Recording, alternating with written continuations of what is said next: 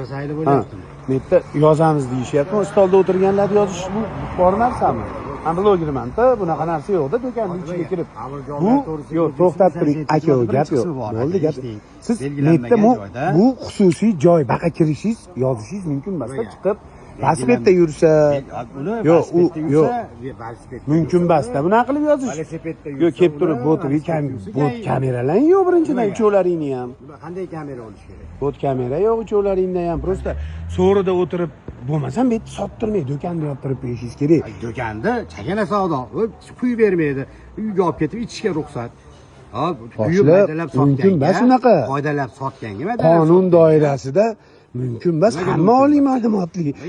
Do'konga metga kirib turib, u qilib yozib olish mumkin emas. Tekshirgan, profilaktika qilgani hammaning haqqi bor. Yo'q, haqqi baqa kirgani emas. Hamma jim o'tiribdi mana. Tinchlik, hamma dam olyapti. Jimlisi boqsa, ma'mur javobgar to'g'risiga o'tib. Dam olyapti hamma.